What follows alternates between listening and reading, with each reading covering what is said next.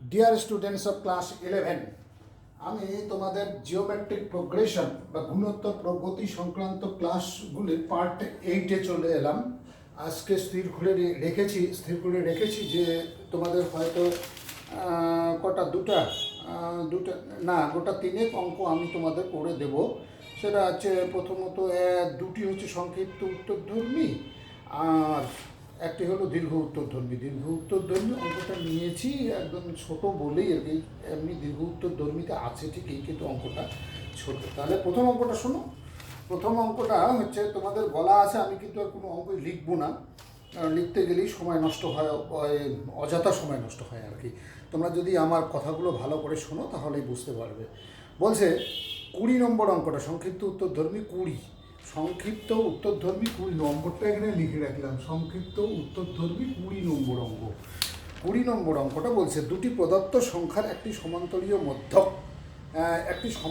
মধ্যক, এ এবং দুটি গুণোত্তরীয় মধ্যক কিন্তু দুটোর কথা বলছে। দুটি গুণোত্তরীয় মধ্যক পি ও কিউ প্রমাণ করো যে p square by q plus q square by p equal to হচ্ছে 2a। তাহলে আর একবার পড়ে শোনাই। দুটি প্রদত্ত সংখ্যার একটি সমান্তরীয় মধ্যক কিন্তু একটার কথাই বলছে, বেশি বলেনি কিন্তু। কিন্তু গুণোত্তরীয় মধ্যক বলছে আবার দুটোর কথা, তার মানে সংখ্যা দুটোর মাঝখানে দুটা মধ্যক আছে।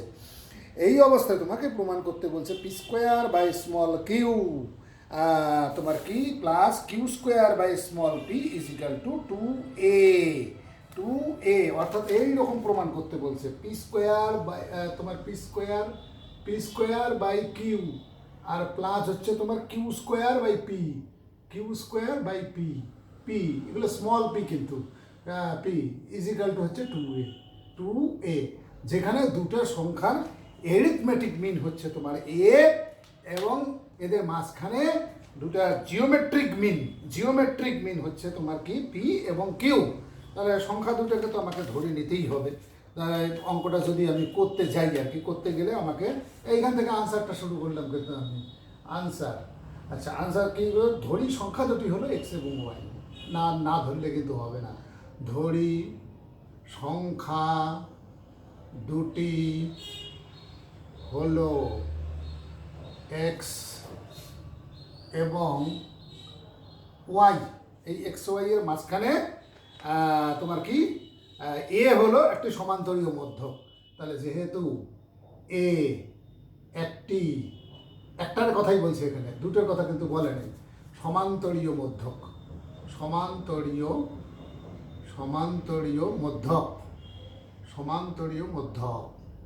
তাহলে সুতরাং কি হবে? এ ইজিক্যাল টু হয়ে যাবে কত? সুতরাং লিখে রাখো A equal to X plus Y divided by 2। আমরা সমান্তরীয় মধ্যক কিন্তু এইভাবে বের করি। তাহলে এখান থেকে কি বের হচ্ছে? X plus y equal to 2a বের হচ্ছে। X plus y equal to 2a, এইটুকুই বের হচ্ছে আর কি। তাহলে এখানে 1 নম্বর দিকে রেখে দিই আমি।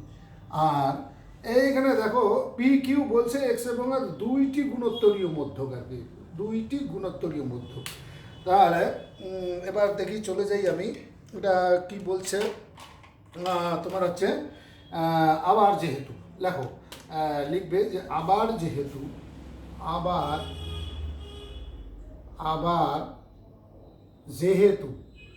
পি কমা কিউ, এখানে সেমিকোলন দাও, সেমিকোলন দিয়ে লেখো এক্স এবং ওয়াই এর দুটি গুণোত্তরীয় মধ্যক,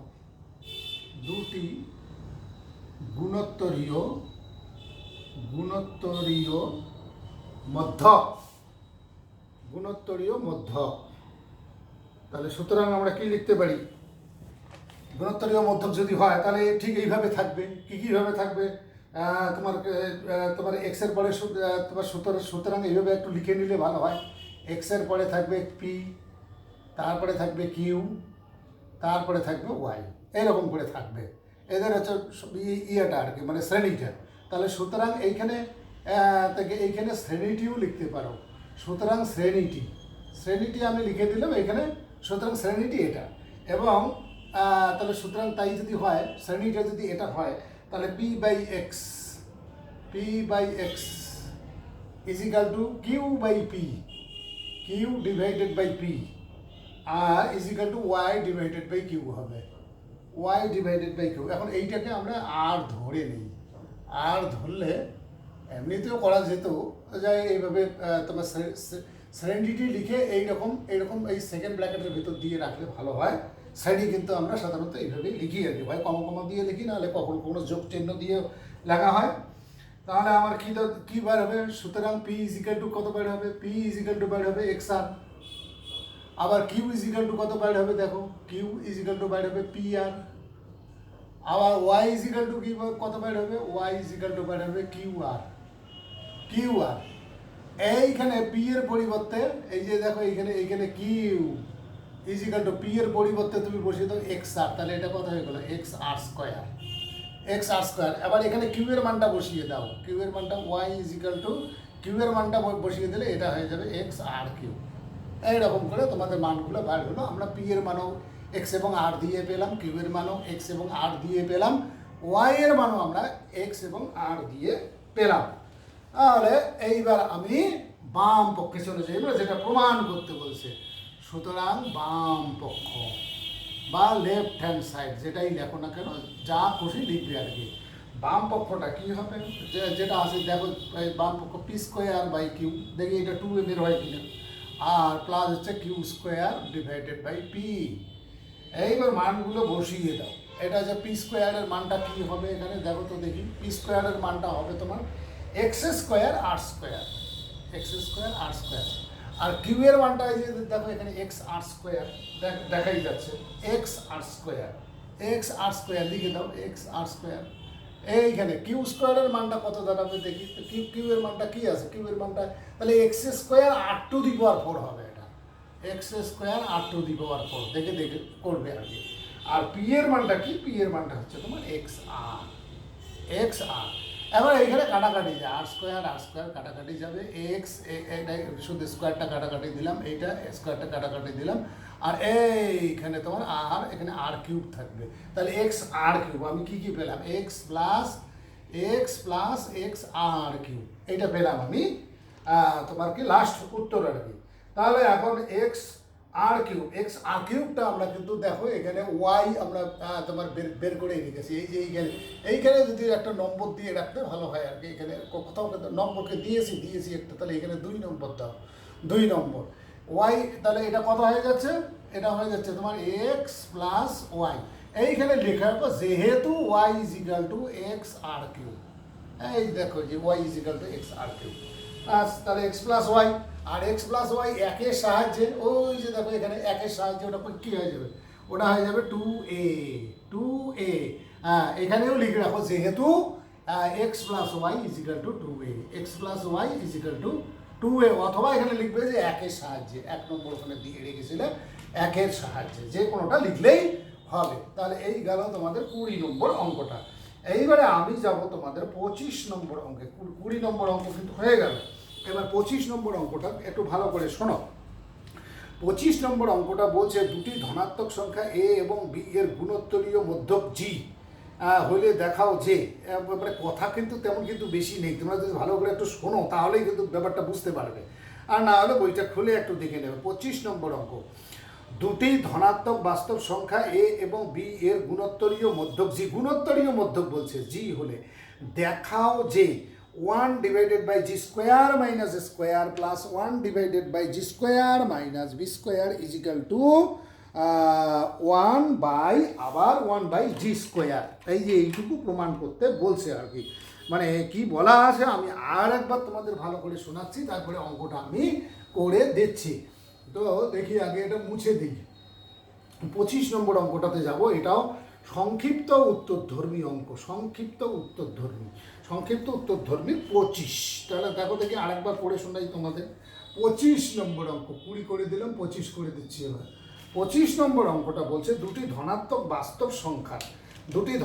বাস্তব সংখ্যা এ এবং বি এর তোমার কি গুণোত্তরীয় মধ্যক হচ্ছে জি, দেখাও যে 1 divided by g square minus square, এই এরকম একটা দেখাতে বলছে 1 divided by g square minus square, এটা 1 কিন্তু, আর প্লাস হচ্ছে 1 divided by g square minus B square, G square minus B square is equal to হচ্ছে তোমার 1/জি স্কোয়ার। এইরকম একটা প্রমাণ তোমাদের করতে হবে, যেখানে শুধু বলে দিয়েছে যে দুটি ধনাত্মক বাস্তব সংখ্যা, কিন্তু বাস্তব সংখ্যা এ এবং বি এর, দুটি ধনাত্মক বাস্তব সংখ্যা এ এবং বি এর তোমার কি ওরকম বলা আছে যে গুণোত্তরীয় মধ্যকটা হচ্ছে তোমার জি।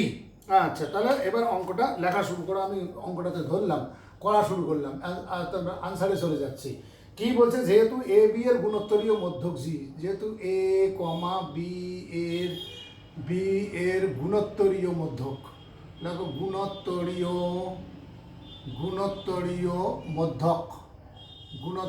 মধ্যক কি বলছে, জি বলছে, জি। তাহলে সেটা সুতরাং এখান থেকে লিখতে হবে, সুতরাং জি স্কোয়ার ইজ ইকুয়াল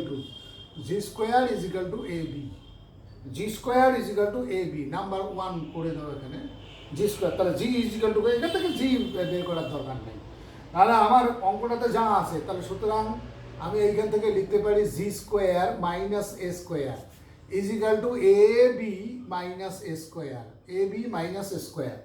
এইখান থেকে আমি লিখতে পারি G square minus A square is equal to, এইখানে কমন নেওয়া যায়, এ কমন নিলে তোমার আসবে বি মাইনাস এ, এখানে বি মাইনাস এ। আচ্ছা, জি স্কোয়ার মাইনাস এ স্কোয়ার। তাহলে এখান থেকে আমি আবার তোমার কি বের করতে পারি, এইখান থেকেই বের করতে পারি আমি 1 divided by g square minus A square. ওই যে দেখো যা ওখানে আসে, যে এইখানে এই জিনিসগুলো আমি বাইর করে নিচ্ছি, ইজিক্যাল টু এটা তোমার হবে তোমার 1 ডিভাইডেড বাই এ ইন্টু, মানে এটাকেও ইনভার্স করে দিলাম, তাহলে এ ইন্টু তোমার কি বি মাইনাস এ, এইটাকে আমি 1 নম্বর দিয়ে রাখি। এইবার চলবে যে আবার এখান থেকে আর একটা জিনিস আমি বাইর করতে পারি, সেটা কি জিনিস বাইর করতে পারি, জি স্কোয়ার মাইনাস বি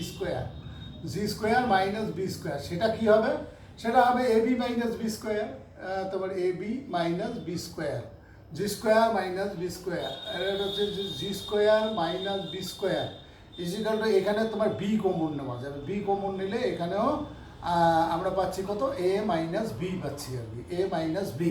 এখান থেকে আমি বের করতে পারি, সুতরাং 1 divided by g square minus B square, মানে যা ওখানে আসে সেটি বের করে নিচ্ছি, equal to 1 divided by B into a minus b. এইটাকে দাও 2 নম্বর। এবার আর কি করবো, ওটা দুইটা যোগ করবো, 1 2 যোগ করবো, 1 যোগ 2 করিয়া পাই, 1 যোগ 2 করিয়া পাই।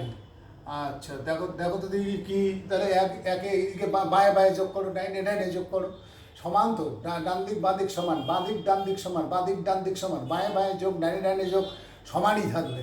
তাহলে এখানে কি ছিল, 1 divided by g square minus A square ছিল নাকি, 1 ডিভাইডেড বাই, তাহলে 1 ডিভাইডেড বাই তোমার কি জি স্কোয়ার মাইনাস এ স্কোয়ার, প্লাস হচ্ছে তোমার 1 divided by g square minus B square equal to, এই দিকে দেখো তো কি ছিল, প্রথমটা কি ছিল, 1 divided by A into, 1 divided by A into কি আছে, বি মাইনাস এ, আর তার সঙ্গে যোগ হবে 1 divided by B into a minus b, এইখানে একটা তোমার কি এই দুইটা জিনিসকে অ্যাড করার জন্য একটা মাইনাস চিহ্ন আমি কমন নেবো আর কি, এইখানে একটা মাইনাস চিহ্ন কমন নেবো, তাহলে ইমপ্লাইজ দ্যাট, না আর লিখবো না, সমান দিয়ে এটা করতে থাকো। তাহলে 1 divided by A into B minus A, আর এইটাকে করে দিই মাইনাস চিহ্ন করে দিয়ে 1 divided by B into B minus A. এবার তো তোমার কি লসাগু নেওয়া যেতে পারে, কি হবে লসাগুটা, কি হবে এ বি ইন্টু তোমার কি বি মাইনাস এ হবে লসাগু, আর এইখানে আসবে বি, আর এখানে আসবে মাইনাস এ, তাহলে বি মাইনাস এ একদম ক্যান্সেল হয়ে যাবে, ক্যান্সেল হয়ে গিয়ে আমার কি আসলো, 1 ডিভাইডেড বাই এ বি আসলো, আর এ বিটা আমরা কি বাড়ি করে রাখছি, এ বিটা আমরা জি স্কোয়ার বাড়ি করে রাখছি, তাহলে সমান 1 ডিভাইডেড বাই জি স্কোয়ার, হ্যাঁ 1 ডিভাইডেড বাই জি স্কোয়ার, এটা কিসের সাহায্য হলো, 1 এর সাহায্য হলো, অথবা এখানে লিখে রাখো, যেহেতু G square is equal to A B, G square is equal to A B. এই তাহলে হয়ে গেল, এখানেই প্রমাণিত লিখে দাও, তোমার অঙ্ক হয়ে গেল। তাহলে 25 নম্বরটা আমি তোমাদের করে দিলাম। এবার হচ্ছে 25 নম্বর, নিশ্চয়ই এই অঙ্কগুলো বুঝতে কোনো অসুবিধা হবে না, তোমাদের আছে যখন, এবং পরীক্ষায় ঠিক এই প্যাটার্নের অঙ্কগুলোই দিয়ে থাকে আর কি। তাই এগুলো কিন্তু খুব বড় অঙ্ক নয়, বড় টাইপের অঙ্ক নয়, অর্থাৎ দীর্ঘ উত্তরধর্মী নয়। এইবার দীর্ঘ উত্তরধর্মী একটা অঙ্কে আমি যাচ্ছি, কিন্তু সেই অঙ্কটা খুব একটা যে দীর্ঘ উত্তরধর্মী, মানে দীর্ঘ উত্তরধর্মীটা আছে ঠিকই, কিন্তু অঙ্কটা খুব একটা বেশি বড় নয়, সেই ধরনের একটা অঙ্কে আমি যাচ্ছি। নাহলে দেখো দেখি, সেটা হচ্ছে তোমার দীর্ঘ উত্তরধর্মী, দীর্ঘ উত্তরধর্মী নম্বরটাই তো লিখিনি। দীর্ঘ উত্তরধর্মী একটু দেখে নিও তোমরা নম্বরটা। আচ্ছা, আমি অঙ্কটা শুধু ইয়ে করে দেখাচ্ছি আর কি, করে করে দেখাচ্ছি। দীর্ঘ উত্তরধর্মীর নম্বরটা লিখতে ভুলে গেছি আমি, তোমার অঙ্কটার কথা বললেই তোমরা বুঝতে পারবে। এখানে বলছে যে এনের ক্ষুদ্রতম মান কত হলে, এনের ক্ষুদ্রতম মান কত হলে এইরকম একটা শ্রেণী দিয়েছে। সেই শ্রেণীটা কীরকম, 3 + 6 প্লাস হলো 12 প্লাস হলো 24, তারপরে প্লাস ডট ডট ডট, আর নাই, আর দিকে দেওয়ার কোনো প্রয়োজন পড়েও না। বলছে এন সংখ্যক পদ পর্যন্ত, কিন্তু হ্যাঁ এন সংখ্যক পদ পর্যন্ত সমষ্টি, মানে এইটার সমষ্টি এন সংখ্যক সংখ্যক পদ পর্যন্ত, এন সংখ্যক পদ পর্যন্ত শ্রেণীটার সমষ্টি, হ্যাঁ তোমার কি 3000-এর বেশি, মানে হচ্ছে গ্রেটার দেন 3000, এইটা হচ্ছে গ্রেটার দেন 3000। এখানে নিচের দিকে লিখে দিলাম, কিন্তু গ্রেটার দেন 3000 যদি হয়, তাহলে এন এর মানটা কত হবে, প্রশ্নটা হচ্ছে এইখানে, মানে এখানে এন এর মানটা কত হবে, সেটা আমাকে বের করতে হবে আর কি। তাহলে আনসারটা শুরু করলাম, দেখি একদম পারা যাবে। এই টাইপের অঙ্ক বোধহয় এর আগেও একটা করেছিলাম আমরা। তাহলে প্রদত্ত গুণোত্তর শ্রেণী লিখে ফেলো, প্রদত্ত গুণোত্তর শ্রেণী, প্রদত্ত গুণোত্তর শ্রেণী, এরকম কোলন দাও, নিচে লেখো, কোনো ক্ষতি নেই। 3 + 6 + 12 + 24 plus dot dot dot dot dot, এইখানে লেখো এনতম পদটা কি আমরা জানি না, যাক আমার জানার দরকারও নাই। তাহলে সুতরাং প্রথম পদ কত, প্রথম পদ হচ্ছে 3, আর সাধারণ অনুপাত কত সেটাও লেখো, এগুলো না করলে তো আর বের করতে পারবো না। সাধারণ অনুপাত সমান 6/3 = 2, অথবা 12/6, অথবা 24/12, সবটাতেই 2 বের হবে, সাধারণ অনুপাত 2। তাহলে সুতরাং এসএনটা কী করে বাইর করবো আমি, সুতরাং আমি এসএনটা বাইর করবো প্রথম পদ ইন্টু এটাকে 8 আর কত, আর হচ্ছে 2, তাহলে 2 -1 ডিভাইডেড বাই 2 - 1। হ্যাঁ, এই যে নাকি হবে কত, এইটা হবে গ্রেটার দেন 3000। তাহলে তোমার গ্রেটার দেন 3000, এইটা গ্রেটার দেন 3000, এইটা তোমার 3000 হলে তোমার হচ্ছে এন এর মানটা কত সেটা আমাকে বের করতে হবে। তাই এটা আর আমি লিখবো না, আমার অঙ্ক কিন্তু এইটুকুর মধ্যেই সীমাবদ্ধ। তাহলে এটা দেখাই যাচ্ছে, এটা কি হচ্ছে, ইমপ্লাইজ দ্যাট 3 ইন্টু, এটা তো 1 হয়ে গেছে, এটার কি লিখবো, 3 × 2n - 1 গ্রেটার দেন হচ্ছে তোমার 3000। এইবার আমি শুধু 2n - 1 এইটার মানটা বের করতে চাচ্ছি, তাহলে গ্রেটার দেন কত হবে, 1000 হয়ে যাবে, 1000 গ্রেটার দেন 1000। আচ্ছা, তাহলে দেখো তো দেখি, এইবার 2n গ্রেটার দেন 1001, এই যে একটা যদি ডান দিকে চলে যায়, 1001, এবার 1001 এটা গ্রেটার দেন 1001-এর থেকে তোমার কোন সংখ্যা, মানে 2 এর পূর্ণ ঘাতে উত্তর পাওয়া যাবে, সেটা একটু 2 তোমার গুণ করে দেখতে হবে। আমরা যদি দেখি যে 10টা 2 যদি এইভাবে গুণ করি, 10টা 2 গুণ করলে দেখা যাবে 1024 হচ্ছে।